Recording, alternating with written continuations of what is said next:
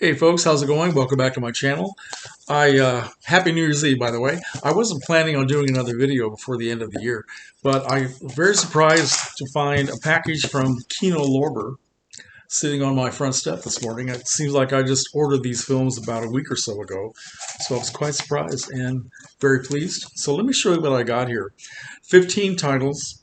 4 of them are DVDs, the rest are Blu-rays. So I'll show you the DVDs first, for no particular reason. First of all, and you can laugh at this, you should, one of the best bad films ever made, Moment by Moment, starring Lily Tomlin and John Travolta. Um, I saw this when it first came out, 1978, I believe, 79, yeah, 78. Um, really bad, but great fun. So I haven't seen it in all these years, and I'm surprised it's still in print, quite frankly. But if you look at this front cover here, you can't tell one from the other. They look almost exactly alike. Very strange movie. Directed by Jane Wagner, Lily Tomlin's partner for a long time. Um, so anyway, Moment by Moment. Next up is a very serious film and something I would recommend that everyone would see. From the late 1940s, this is Strange Victory. It's a documentary that I saw a few years ago at one of the local theaters. They had a special one-night showing and also a panel of scholars talking about it afterwards, which was also very interesting. This film is all about post-war America and the racism and fascism that was part of American culture even after they had been fighting fascism in Europe. Let me read what it says here, and this will help you understand. This extraordinary and prescient film, Strange Victory, showed that U.S. servicemen returning home from defeating a racist and genocidal regime found their own country plagued by Jim Crow, anti-Semitism, anti-Catholicism, and xenophobia. One of the great artists of the cinema, this man named Hurwitz, who directed it, I believe. Yeah, Hurwitz. Um, let's see. He combined documentary footage of World War II battles, refugees, and the Nuremberg trials with powerful portrayals of divided post-war America. Can't recommend this highly enough. I'm looking forward to seeing it again. Has quite a few extra features, which yeah, this is going to be fascinating to watch again.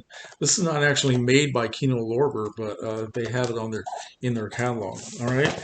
Next up is The Night Has a Thousand Eyes. Edward G. Robinson, Gail Russell, John Lund. This is a film noir that I've never seen. My friend Roger Kirby has already talked about this, and I'm looking forward to seeing it. Trying to get as much film noir into my life as I can possibly get, right? And the final thing on DVD is another Universal. This is Universal, right? I believe it is. No, this is Paramount. Sorry. Paramount, The Mad Doctor. I don't think I've ever seen this. Basil Rathbone, Ellen Drew, John Howard. Wow. Okay, so don't know what to expect, but I have a feeling with Basil Rathbone and Ellen Drew is also a very good actress, so this should be good. All right. Next up for all the Blu-rays, this is a Universal classic. I'll put that in quotes. The Spider-Woman Strikes Back, starring Gail Sondergaard.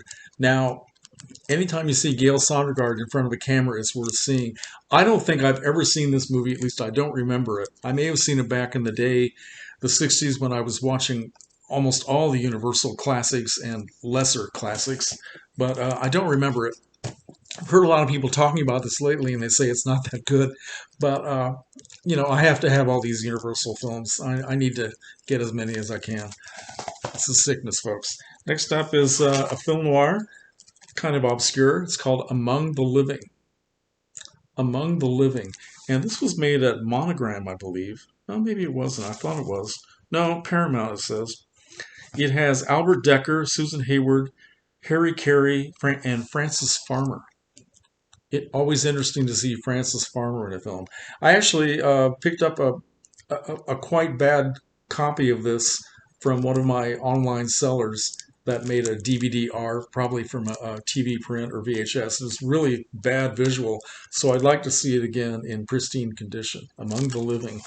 Next up is this is another film noir that I don't think I've ever saw. The Accused, starring Loretta Young and Robert Cummings. Don't know anything about this, but I'm looking forward to it. All right. Next up is one. Yeah. Okay, this is a very early 30s film, Hot Saturday, starring Cary Grant, Nancy Carroll, and Randolph Scott. Great cast of actors. I haven't seen that much of Nancy Carroll, and I know she was a very popular actress in the early 1930s.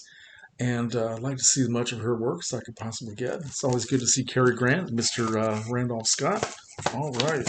Next up is another 1930s horror mystery, Secret of the Blue Room. Don't think I've ever seen this one either. Lionel Atwill, Paul Lucas, Gloria Stewart. Is this a Universal film? Yeah, I believe it is. Okay. 1933. Now I've seen the remake. I think this was remade several times over the years. I have Murder in the Blue Room from the 1940s, which is sort of a comedy mystery with music. And so this would be cool to see the original. Right?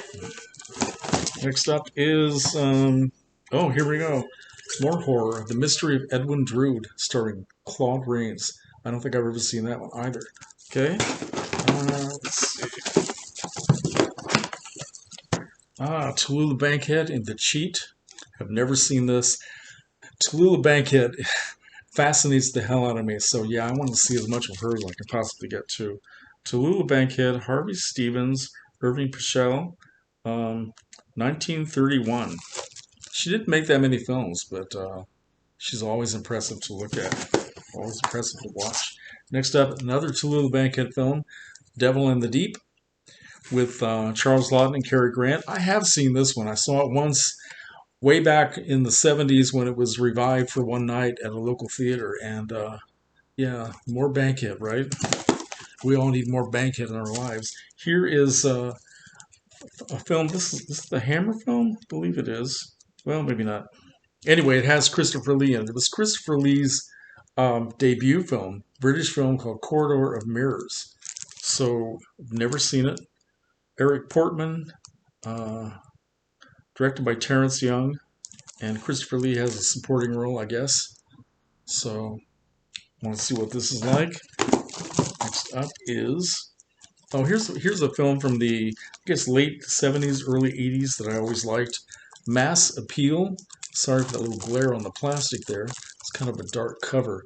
Mass Appeal, starring Jack Lemmon and can't pronounce this guy's name. Zeljko Ivanek and Charles Durning. It's all about this from a Broadway play, actually. Jack Lemmon plays a Catholic priest in the modern era who's trying to make sense of his life, and he has to sort of break in this young seminarian, and they learn quite a bit from each other as they try to work out faith, life, love, and all that sort of thing. Very good film. And finally, let's see, this is another Claude Colbert special, which I've never seen, Torch Singer. Okay? From 1933. This may be one of those pre-code films. I really don't know. Claude Colbert, Ricardo Cortez, let's see, David Manners, and Baby Leroy. Well, that's cool. I don't think I've ever seen Baby Leroy in a film. So, Claude Colbert. Been watching a lot of Colbert in the last year because Kino keeps putting out her old films and they're all wonderful. So this will be a real treat. So that's my update. I can't believe that I keep spending all this money at Kino. I may as well just turn over my income to these people because I give them so much of it. But I'm always happy to pick these up. So let me know what you think, if you've seen any of these films. And once again, Happy New Year to everybody, all of my YouTube friends. I wish you all the best in 2022. I will see you in the new year. Take care.